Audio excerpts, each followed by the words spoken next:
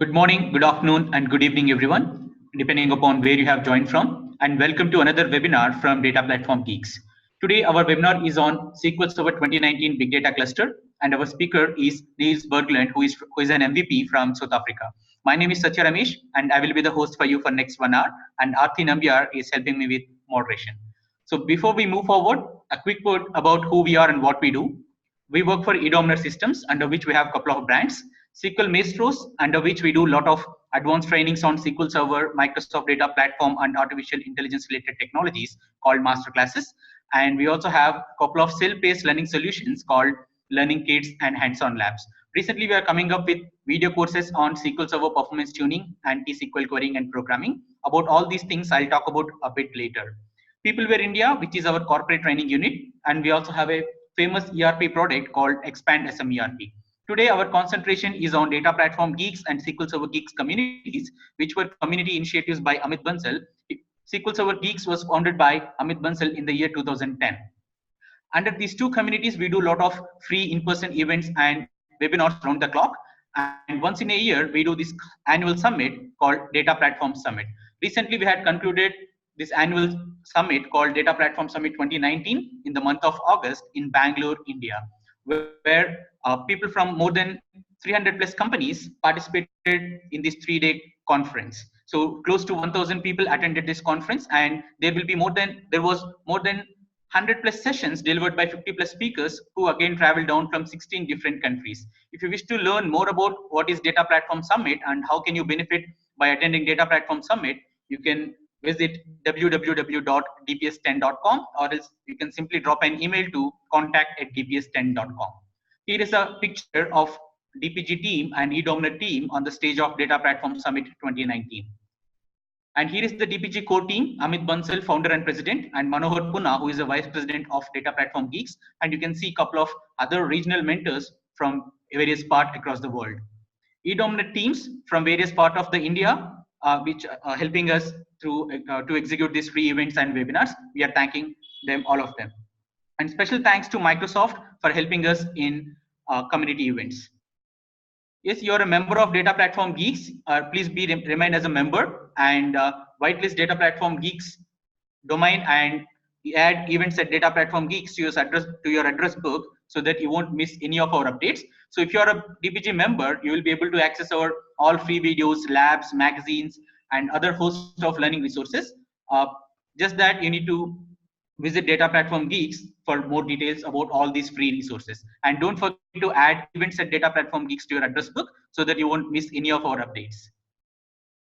So here are the couple of links beyond this webinar. If you have any other questions, you can always join these groups and post your questions there. We have Facebook group, LinkedIn group, and we also have a group on Telegram as well. We prefer Telegram over WhatsApp because your mobile number will be private. And yes, we do record all our webinars, and we are uploading all the webinars in this YouTube channel, youtube.com/SQL Server Geeks. We also record a couple of videos on SQL Server performance tuning, T-SQL querying and programming, and we do upload those free videos on youtube.com/SQL Maestros YouTube channel. So you can also join all these groups. All the links are there in chat window. If you want to click on them and join, you can do it right now itself. And without any further delay, I'll hand it over to Niels Berglund. But before that, I have a couple of poll questions to ask you. So here is the poll question 1 for you. I hope it is there on your screen. How many have been working with big data clusters already? That is the question 1. How many have been working with big data clusters already?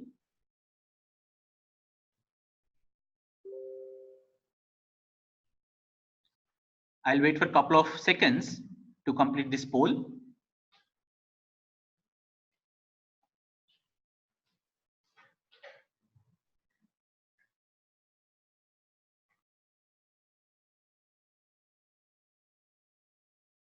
Yes, about 90% of the people have not worked with big data clusters already. About 90% of the people who are joining today are not aware of big data cluster. And one more question. I hope this question is also there on your screens. How many have been using Kubernetes? How many have been using Kubernetes? I'll wait for a couple of seconds for you to answer.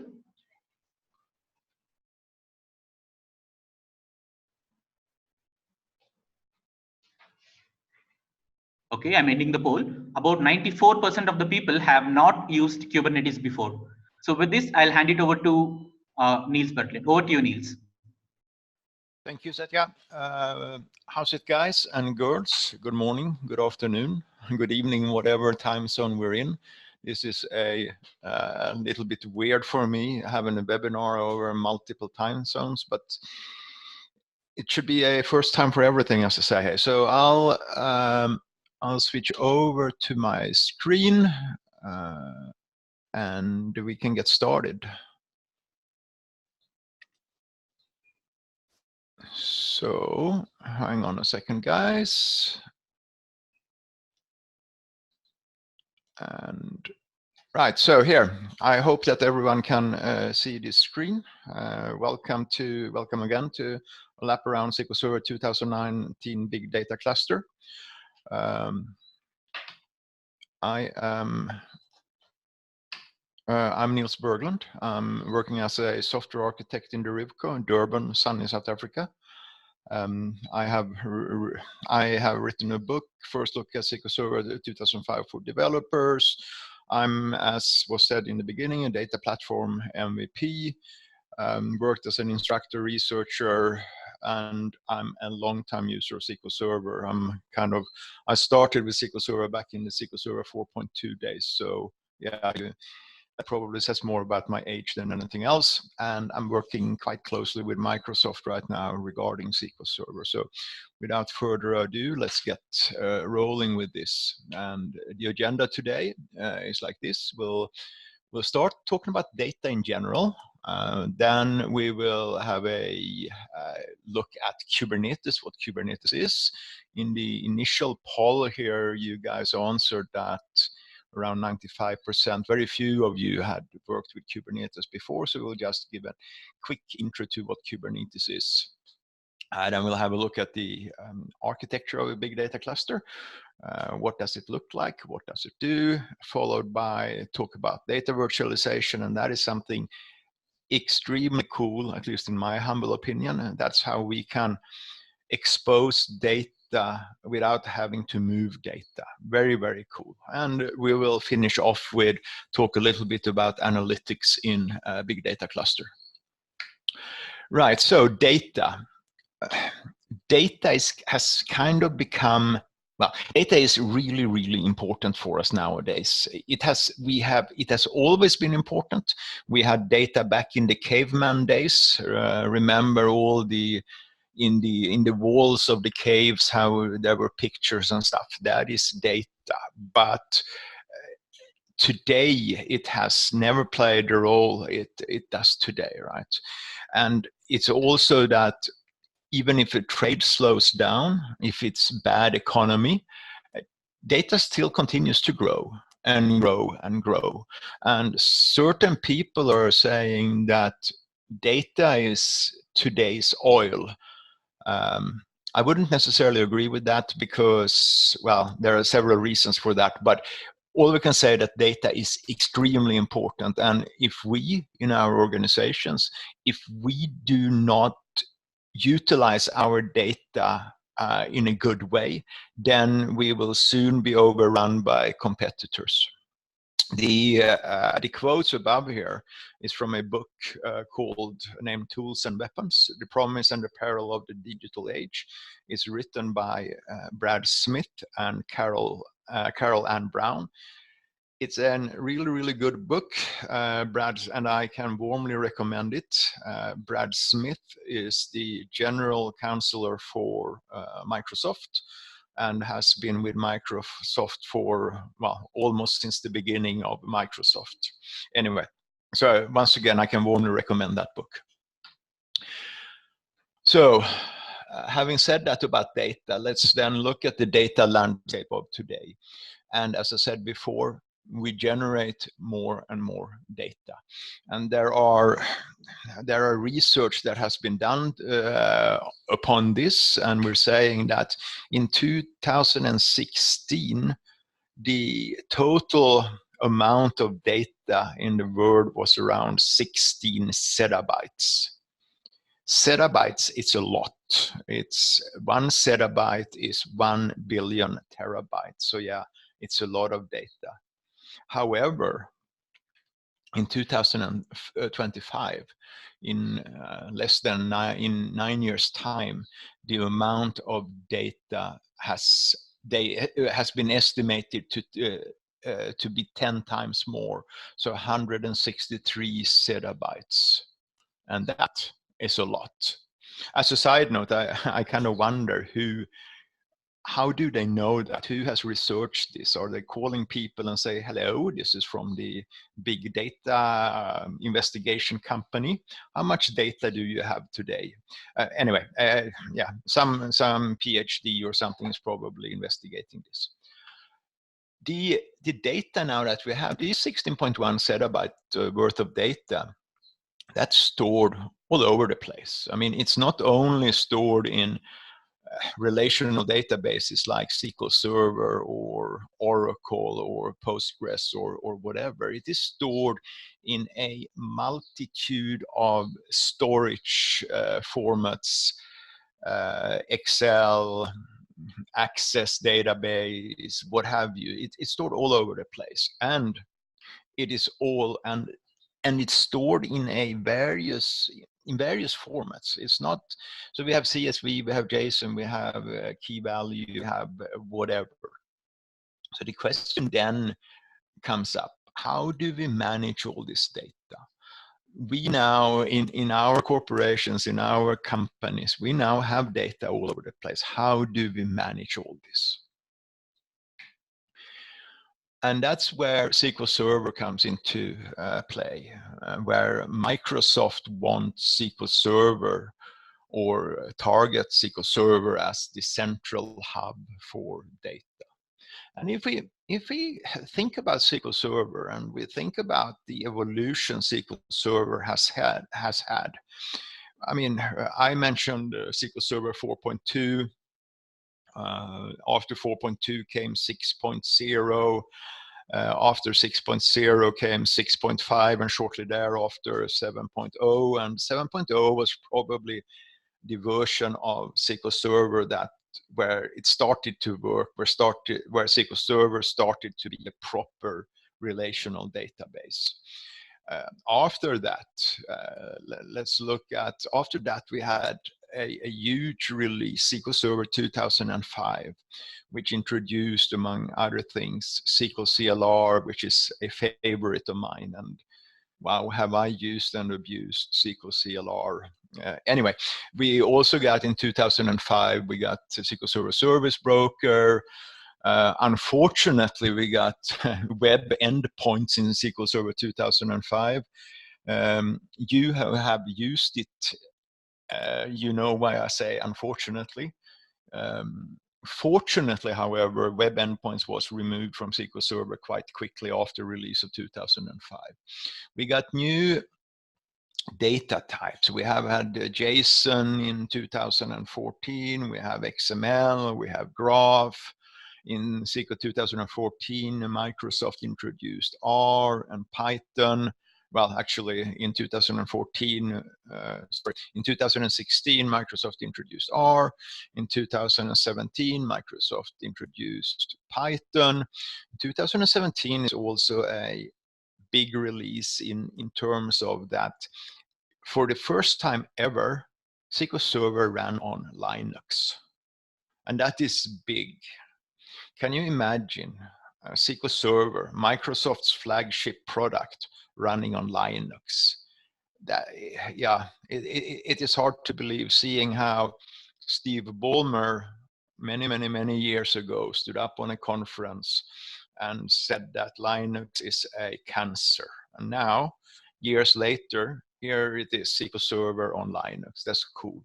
So what I'm where I'm going with all this is that Microsoft has, throughout the lifespan of SQL Server, evolved SQL Server to not only be a relational database, but to be able to handle a lot of different things. We have analysis services, we have integration services, we have these data types that I've been talking about.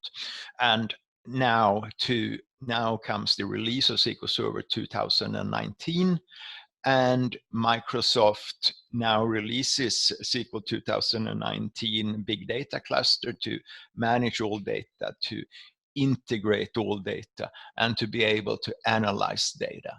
And that is handled by Big Data Cluster, where Big Data Cluster out of the box comes with Apache Spark. It comes with Hadoop HDFS, so that's Hadoop distributed file system. And by doing this, Microsoft want to be able to extend SQL Server to store data in the terabyte range. And also seeing that we now have Hadoop in the database, we will be able to store any kind of data, because essentially with Hadoop we can push in whatever we want almost into Hadoop and store that. And we will later see how we can query that data, how we can run select statements over that data. And all this is now running on Linux containers, or running in Linux containers on Kubernetes. So, having said that, let's look at the architecture of a big data cluster. So this is a big, scary picture, but it kind of shows the main parts of a big data cluster, where we have up here, if you see here where my mouse is moving, the SQL Server master instance. That is our traditional SQL Server, the SQL Server we know and love, right? Then, and that is just a tiny part of a big data cluster. Then we have something called a compute pool, we have a storage pool, we have a data pool, and I'll talk about all of that a little bit later. And underneath here, we are now sitting in Kubernetes on nodes and persistent storage. Right. So let's have a look here and talk a little bit. So seeing that most of you guys and girls haven't worked with Kubernetes, let's just do a quick intro to Kubernetes, the concepts, tools, and architecture. And so Kubernetes, we're having various concepts into it. We have in Kubernetes, we have a node. So a node is essentially a worker machine that can either be a virtual machine or physical bare metal machine. Doesn't really matter. Mostly you run your Kubernetes nodes on virtual machines. We then have on the node, we then have pods, and a pod is a collection of containers, collection of Docker containers, right? So we have stuff in our Docker containers. We are combining these Docker containers into a pod, and we deploy the pod to a node or multiple nodes. A cluster, well, a cluster is just a group of nodes. Then in order to have isolation, etc., we can create virtual cluster on nodes. So we're having virtual machines, however many we have. On them, we're now having nodes. The nodes have pods, and in order to isolate various pods, various capabilities from each other, we're talking about namespaces. So a namespace is essentially a virtual cluster of nodes. And then finally, we have volumes. where a volume is something that we associate a pod with, and that is to prevent data losses. Because a pod in Kubernetes, a pod can go down, come back up, etc., etc. And seeing that we are now in a world where we're having persistent storage, we do not want our data to disappear with the pod. So therefore, we are associating a pod with a volume. And then when the pod disappear and a new pod comes up, that one will immediately be associated to that particular volume. Right. Then some concepts around Kubernetes. We are talking about each Kubernetes cluster has a Kubernetes master node. And that is, the master node is basically some processing that controls the cluster, that controls cluster state. And the master node communicates with the individual nodes through two processes, a kubelet and a kube proxy, where the kube proxy has to do with networking and the kubelet has to do with the actual communication backwards and forwards to the master node. Finally, some tools. When we're dealing with Kubernetes, we want to manage it, we want to administer it, and for that we're using a command line tool called kubectl. And we will see examples of that later, how we are using kubectl to go in and look at our Kubernetes cluster. Right, so let's look then what the architecture will look like. So we're starting with the node that is which is the Kubernetes master. And then we are basically deploying nodes into here. We're having a node with, as we see here, with two pods. And we have the kubelet and the kube proxy processes. And then we're having a second node with the kubelet, kube proxy, and just one pod in this. And all this is now a Kubernetes cluster. Cool. Right, so if we go back to the slide, sorry guys. So if you go back to the slide here, right, so we have now covered Kubernetes. We have sort of an understanding for what Kubernetes is. And now if we're looking here, we're having different parts of this big data cluster. And up in the left-hand corner here, we're having the control and the controller service. And that is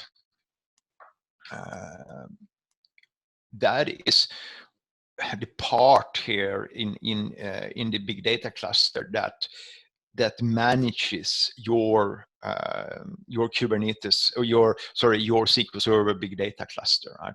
So you have the Kubernetes master node that keeps track of the Kubernetes stuff in the cluster, and then you're having the control plane and the controller service that manages your big data cluster. And this has various parts. It has a configuration store. It runs certain cluster services. So I said before that how we are, when we deploy SQL Server Big Data Cluster, we get Apache Spark and Hadoop distributed file system, HDFS, out of the box during the installation. We also get Elasticsearch. We are getting Grafana, we're getting Kibana, and we're getting InfluxDB, which is not here on this slide. But so InfluxDB, Kibana, Grafana, and Elasticsearch is also part of a big data cluster deployment. So we can see here how Microsoft has really gone the open source route. So all these Kibana, Grafana, etc. are open source projects, and Microsoft embraces them and includes them. And this controller service is then the thing that handles the interactions with between the outside world and SQL Server, Kubernetes, Spark, and HDFS, right? So when we are deploying a Kubernetes cluster, it's the controller service and the control plane. It is what's being spun up immediately. And that then controls the rest of a deployment. Plus then we're handling the interaction between the outside world and the big data cluster through the control plane. Cool. Then we have SQL Server master instance. And as I said, this is the SQL Server that we know and love, that we always have been working with. For me, been working with it forever. And this is the endpoint. So this is the TDS endpoint into the cluster. So TDS, the tabular data stream. That is how we communicate with SQL Server. So when we are executing a query from our, let's say, Management Studio or Azure Data Studio, that the query is being sent over to SQL as a TDS stream. And the result comes back as a TDS stream. The master, and that's how it's been working all the time. The master instance also then has your user databases as usual, right? That's where you now will create your database. It contains the SQL Server machine learning services, R and Python. We also have a master database for HDFS table metadata. So as I said, part of the big data cluster is HDFS, and HDFS is stored in on the file system, and we have metadata for HDFS, and that is stored in an database on the master instance. We have information about external tables. So external tables is now the way that we can communicate with remote data sources, whether it is Oracle, SQL, other SQL servers, Hadoop, or what have you. And we will talk about external tables in a little bit. It also has something called the scale-out query engine, and this is so we can. So this is a query engine that decides how we should communicate, how we should execute query against other parts of the big data cluster. So for example, it can, the scale-out query engine can scale out, as the name implies, can scale out a query over multiple nodes if we are, for example, querying against HDFS or something. Right. And then the query goes out over multiple nodes, and then it comes back, and it is being put together and then exposed to the user. If you remember in the diagram, in the picture of a big data cluster, we saw various types of pools there.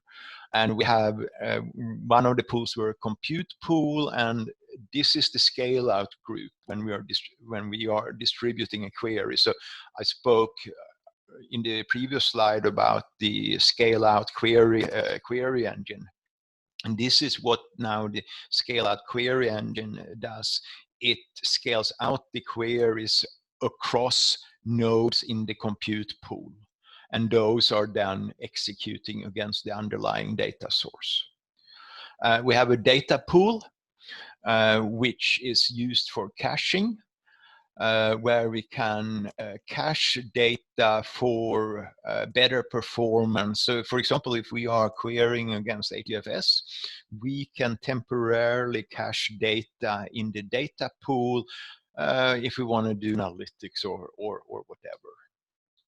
The storage pool is the home for HDFS. So in the storage pool, we are sitting with nodes, HDFS nodes, where we now distribute our data. So if we store data into HDFS, we distribute that data across nodes in the storage pool. And then finally, we have the application pool. And that is basically a set of pods where you can run your own applications. So for example, if you're having some machine learning applications that run outside of SQL Server machine learning services, you can run them in an application pool. If you were to install SSIS, the SQL Server Integration Services, that would be installed in the application pool.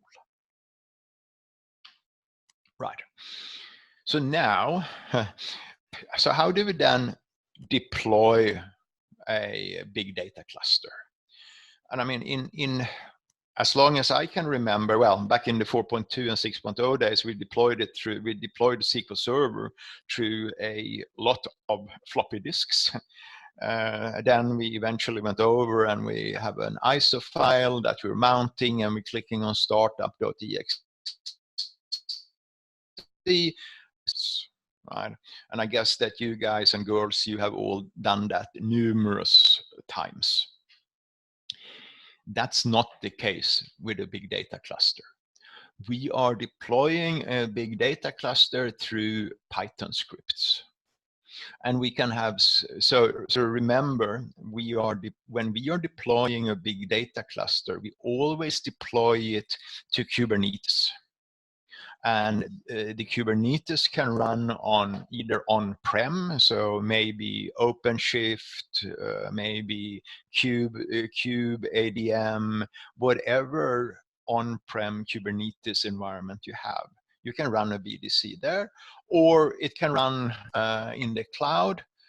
You can, as long as you have a Kubernetes cluster available, you can run BDC on that Kubernetes cluster, whether it is Azure, whether it is AWS, whether it is the Google Cloud. So the Python scripts kind of, you indicate to the Python scripts where you want to deploy, how many number of nodes you want to have, if you want to create a new Kubernetes cluster, or if you want to deploy it to an existing Kubernetes cluster. And in addition to deploying through Python scripts, you can also deploy it through Azure Data Studio. So Azure Data Studio is what was previously known as SQL Server Operations Studio. That was a really stupid name, by the way. Think about the abbreviation for SQL Server Operations Studio, SOS. Anyway, Microsoft renamed it to Azure Data Studio, and it is a very, very cool IDE to work against any kind of data. Oh, and by the way, on Thursday, I have a webinar about deploying and managing a big data cluster through Azure Data Studio. So when we are deploying through Azure Data Studio, we are using notebooks. We'll talk about that in a second, what a notebook is. And essentially, these notebooks are then executing the Python scripts I mentioned before. And here we can once again define where we want to deploy it to existing Kubernetes cluster, create new Kubernetes cluster, etc., etc.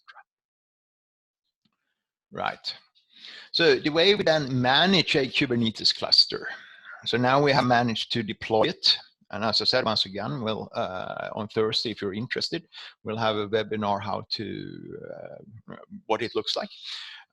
So now when we deployed it, how do we manage it? And there are essentially two main tools to manage a BDC cluster. That's kubectl, as I mentioned before, and you use kubectl to deal with the actual Kubernetes cluster. And then you have AZData, which is a Python command line tool, which you use to deal with the actual big data cluster. In addition to this, if you are deploying, if you're using Azure and Azure Kubernetes Service, then you use a tool called AZ, and that is an Azure command. That's a command line interface where you can manage whatever you have in Azure.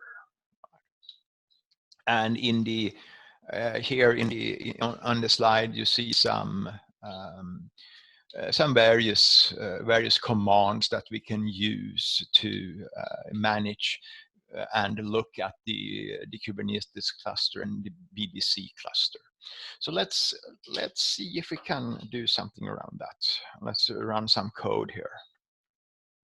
Notice here this command, AZ AKS browse resource group yada yada yada. That spins up in a browser a dashboard for your Kubernetes cluster. So let's take a look at that. So here, I hope you can see my PowerShell. If you can't, scream. So here I now have my PowerShell, and what I can do, I want to look at my Kubernetes dashboard. So here is the command AZ AKS browse. I defining a resource group which is an Azure thing, and I'm defining my namespace, which is kubesql bdc-cluster. Let's run that. And this will take a little time now. What happens, it goes up to my big data cluster, or rather it goes up to my Kubernetes cluster. And then it... Hi, Niels. Sorry to interrupt. Looks like our PowerShell screen is not visible. We can still see PPT. Oh, okay. Sorry, guys. Let's change that. This is the problem with PowerPoint and slideshow mode.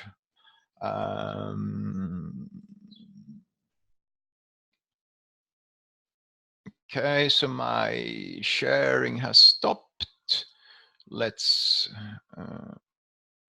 reshare. Sorry, guys.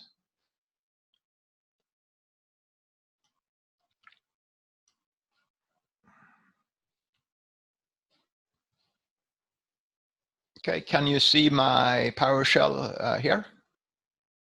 Yes, we can see that. Awesome. Sorry about that. Technical problems. Right, so you saw how I ran AZ AKS browse. That connects to the big data cluster. And then basically we are tunneling from localhost up to that cluster. And in my my browser, this is the Edge browser, kind of cool browser. We are now here. We now have the Kubernetes dashboard, and if we see here on the if we see here on the left-hand side, we can now see namespaces, and we can see various namespaces.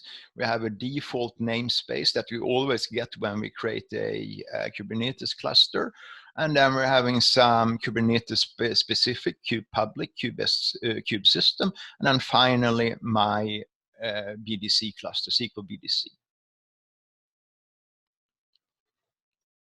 And it will take a little while to hopefully get there. And now we get an overview of my big data cluster. And here we can see where it says pods. We can now see certain pods containing stuff for the BDC. So let's, for example, let's have a look at the master. So the master, master-0, the master pod is the pod that contains the SQL Server master instance. When I drill down into that master instance, we can now see here how we have containers. Remember what I said previously, that a pod is a collection of containers. And here we have the MS SQL Server container, which is the Docker container for SQL Server. And we can see here how it is basically a Linux container running on Ubuntu 16.04. We're having two more containers. We're having collect D, and we're having a container called FluentBit. And those two containers are open source as well, and they are handling the log file collection and distribution of log files. So each pod has a FluentBit and a collectd container. If I wanted to, I could now drill down into the container. I could either do it using kubectl commands, or I could use here an bash command shell in the browser. So if you're clicking on exec, we'll see now that we are in in a shell in the MS SQL Server container.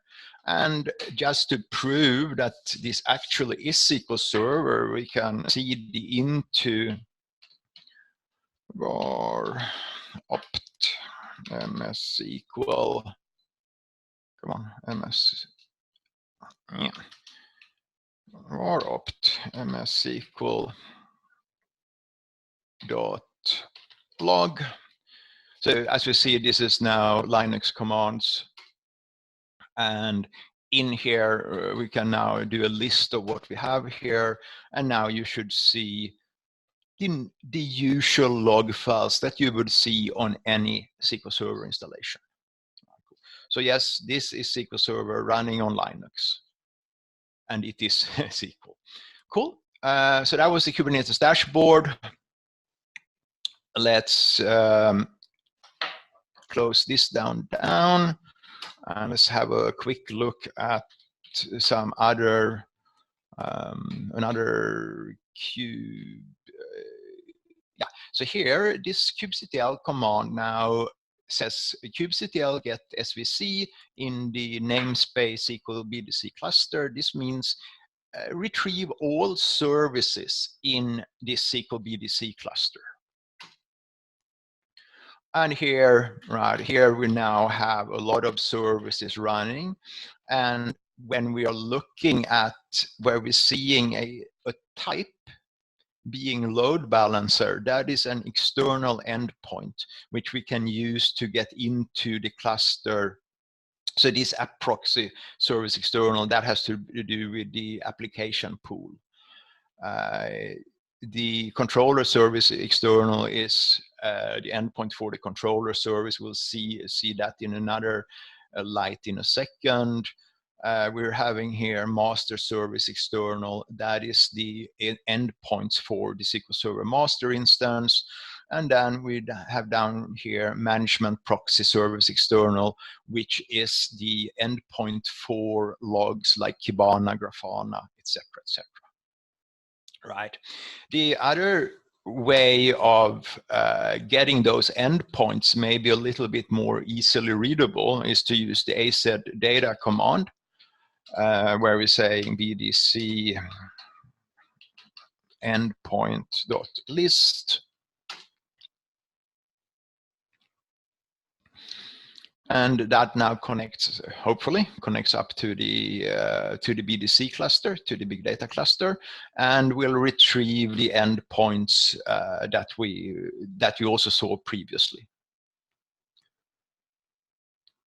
Okay, so here we're now seeing my, let's choose one. So here the metrics dashboard, for example. So here we can, if we're browsing to this address, we will see the dashboard. Here is, as I said, the SQL Server master instance, etc., etc. Cool. The other way we can get the endpoints is through Azure Data Studio. And when we are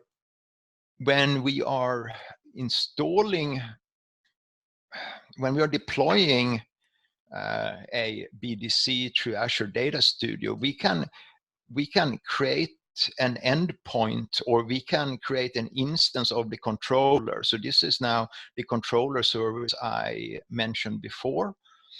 And if I click manage, I will now see information about my big data cluster. So we will see cluster details. We will have an overview. I can drill down into here and see more details about this. But let's do like this. Let's go and look at Grafana, for example. So here I now have the various endpoints I spoke about before. Let's click on the metrics dashboard. Admin.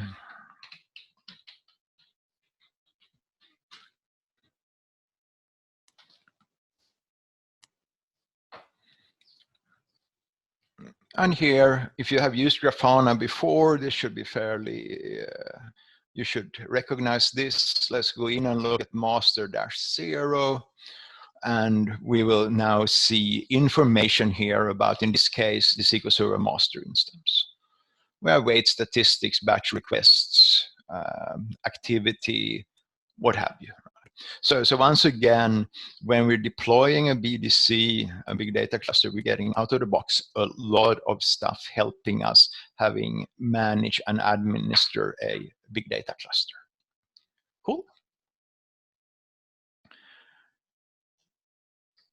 Right. So if you have questions about that, please ask them at the end of this webinar. Let's get going here, shall we?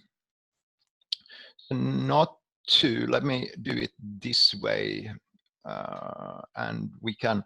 I don't want the whole this presentation mode to do bad stuff when we're trying to write code, etc. So I'll do presentation like that if that's okay with you guys. So data integration then. How do we integrate and manage data?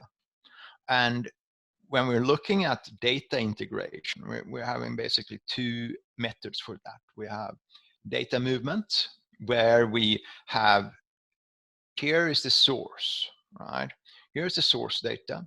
And then we are moving it, we're copying it into a staging area or some other area, right? And this is typically what you're doing, if, for example, if you're using SSIS, if you're using ETL or ELT, you're moving data from one place to another, and then you're querying the data from that place you have moved it into. That may not be the best thing to do, because there are a lot of we are basically copying data. We are having multiple copies of the data. There may be issues with security, etc. So at the RIVCO where I'm working, the security department is not that happy when we are moving data from one place to another. The other way of data integration is use data virtualization. And essentially what that means is we have the data somewhere, then we are virtually exposing that data at some other place, right? We are not moving the data, but we are just exposing, we are creating like a virtual table against the data here.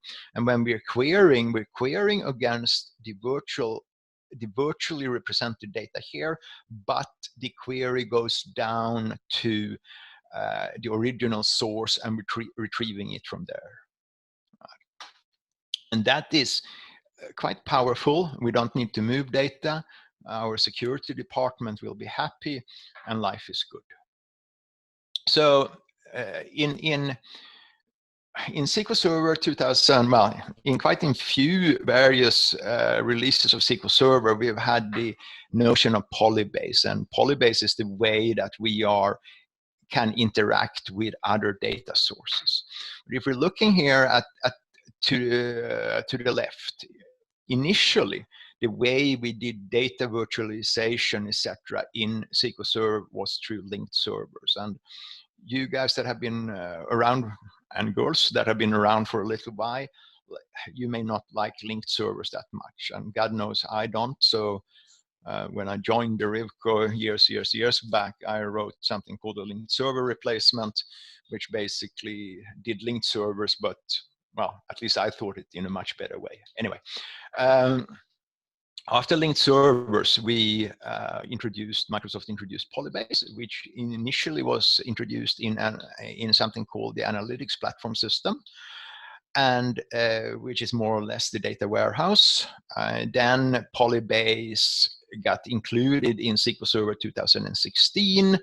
In Azure SQL Data Warehouse, we added features to PolyBase, and then enhanced PolyBase now ships as part of SQL Server 2019. Both the normal SQL Server 2019 and SQL Server 2019 Big Data Cluster. And the central part of PolyBase is external tables. And you are creating an external table in a database, in whatever database you're working on in the SQL Server master instance. Right? The external table is then this virtual representation of the remote data source.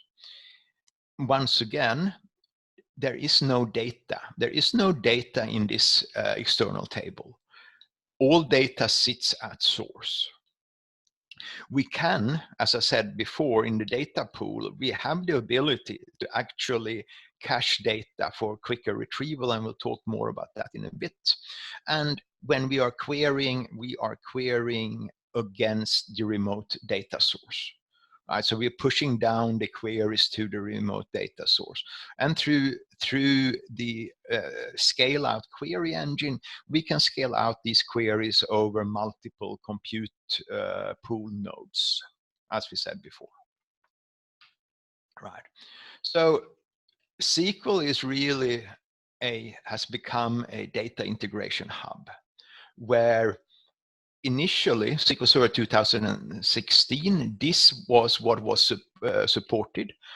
We supported remote data sources being HDFS, being Hadoop, either Cloudera or Hortonworks, and also Azure Blob Storage. In 2019, we now have support out of the box for relational databases, Teradata, Microsoft SQL Server, and Oracle. Well, I don't know why anyone would like to query Oracle, but anyway, that was a joke, by the way. We can query NoSQL databases, MongoDB and Cosmos DB, and then we can query generic ODBC sources like DB2, Excel, SAP HANA, whatever you have an ODBC driver against. One caveat with this ODBC generic source, this at the moment only works from SQL Server 2019 on Windows. So it doesn't work on SQL Server 2019 on Linux, and therefore not on, well, SQL Server 2019 Big Data Cluster. That is something that a team is working on, and it will eventually be included. So just be aware of that. But guys, this is very, very powerful, right? We can now essentially query anything from SQL Server, and we do it through normal T-SQL commands. That is awesome. Right, so let's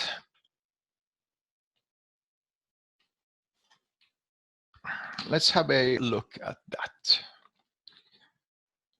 I'm taking up Azure Big Data Cluster, and so I have actually, before I do that, let's minimize here.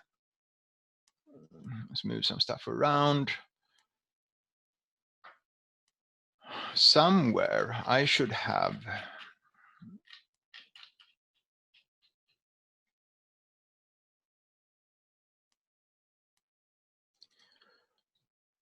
I have something called SQL Developer, and that is an Oracle IDE. And guys, I must say, IDEs for Oracle suck. They suck big time. Anyway, so I have, up in Azure, I have an Oracle instance running. So let's go, let's spin up SQL Developer. It'll take a little while. What we're going to do is we're going to create an external table against this Oracle instance and in SQL Server, and we're going to query it. And why I'm loading here the SQL developer, the Oracle ID, is just to show you that yes, I have Oracle, it is Oracle, and I'm not trying to fib you in any shape or form. While we're waiting here for Oracle to come up, let's go to here, and so I have here a database called Niels database 2, and when we are creating an external table, if the data source that we're creating the external table against requires authentication, then we obviously need to have a user ID and password hooked into this external table, and we are kind of we have a master key that will protect this user ID password. So we'll create a let's make sure that we, oh, and here, this is now, as I said, Azure Data Studio, and this is a notebook in Azure Data Studio. And eventually we got Oracle up and running, I thought. Anyway, let's take that one. I won't bother with Oracle right now. Trust me, it is running against Oracle. So this is a notebook, and I can run various type of, I can run Python, I can write Java, I can do Spark, Scala, what have you. And I can also do SQL. So here we're now creating an symmetric key. We're just checking, do I have any symmetric keys? No, I don't. Cool. So create an master key that we are encrypting with a password. You can see I'm using very, very safe passwords. So now we're creating here a credential. We're creating a database scope credential against my remote Oracle system. And this is the user ID I'm using, and that is the password I'm using. So we're creating a database scope credential. Having that, I am now creating an external data source. So the external data source defines where is this thing, in this case, and what it is. In this case, it is Oracle, and it lives in this IP. Right? So we're creating the external data source. That's cool. And then we are now creating this external table, which I'm calling, and this is just your normal create table syntax, except for that we're saying that this is external. Right, running that, cool, we have created the table, and now we can select against it.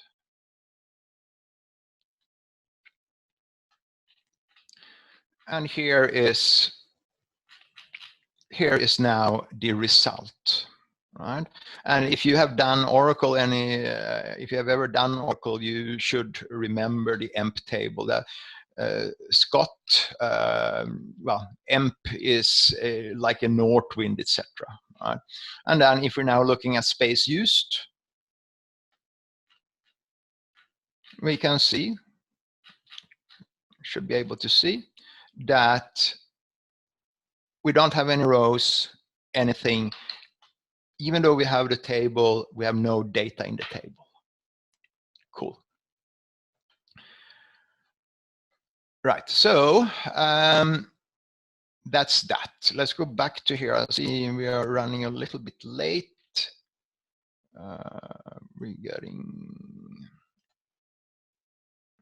So let's have a quick look here at scale out and query compute, where in the storage pool we have, sorry guys, here in the storage pool we now have HDFS data nodes, and over those HDFS data nodes we have Spark and we have SQL Server. And SQL Server here is for compute purposes. So when we are querying against the HDFS data node, we are coming down through this SQL Server. And we can run Spark against this HDFS data for either for analytical purposes or some other, like ingesting into there, etc., etc. We can also mount external HDFS stores against this storage pool. And for example, that's what you would do if you have a Azure Data Lake Generation 2, you can mount that against this storage pool and query that through normal SQL. An example of that is here. So if we're looking now in my Azure Data Studio, if you see here, I have HDFS. So this is now part of, so Azure Data Studio is aware of this. And HDFS, I now have various directories. And in this directory, I have web-clickstream.csv. I can do a preview. So this is now a CSV file of clickstream information. I can, I'm saying preview, and we should get something up on the screen here, I hope. Down here at the bottom, generating preview, we're seeing that the file has been truncated at 30 meg, just to not to use too much resources. And here is now my CSV file with some information in it. Right. What we can do now, no, I don't want to save that. What we can do now is we can create an external table against that. So we're saying use the database, make sure that we are in the right database. That's cool. In order now, as I said before, we need a data source. So here we're creating a data source against the SQL storage pool. And here we're saying that this is now SQL HDFS and some other information. We are running that. And then seeing that this is now not relational data anymore, we need to define a file format. And here we are creating a file format that we call a CSV file, where we're saying that the field terminator is a comma, string delimiter is double quotes, and we are using type defaults. We're setting type defaults to true. That means that how we should use, how we should represent null values. So by type default true, then a null value will be represented as the type's default value. So for an example, an integer would be represented as 0. A string would be represented as empty string, etc. So we're creating that file format, and now we're creating my external table, where I'm saying that create external table, I'm defining my columns as before, I'm saying what the data source is, and I'm saying where is the location, where can I find it, and then file format. And I'm finding it here in HDFS clickstream data there, right? So create the external table, and then eventually, let's select against it.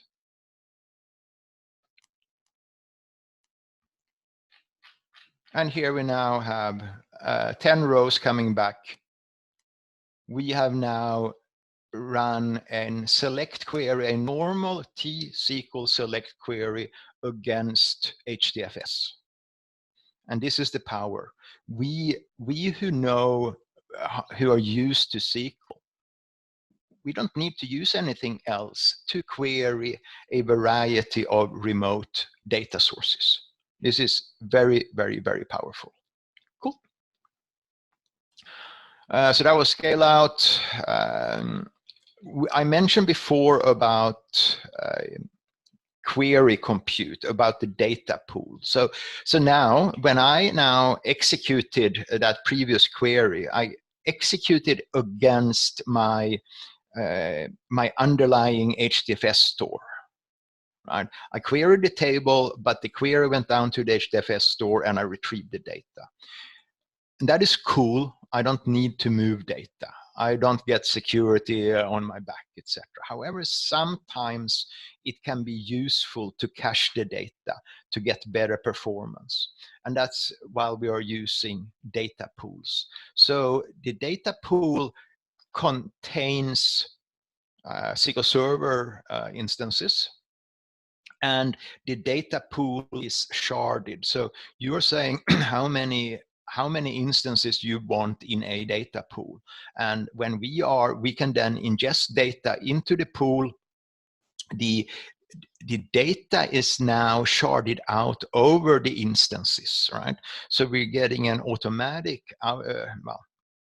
outsharding. And when I'm querying against all the shards or the shards that contain the data that my query requires. You as a data developer, you don't need to do anything. This is handled automatically for you. So that is the data pool, and this can be useful for analytical purposes, etc., etc. And then finally, analyze data.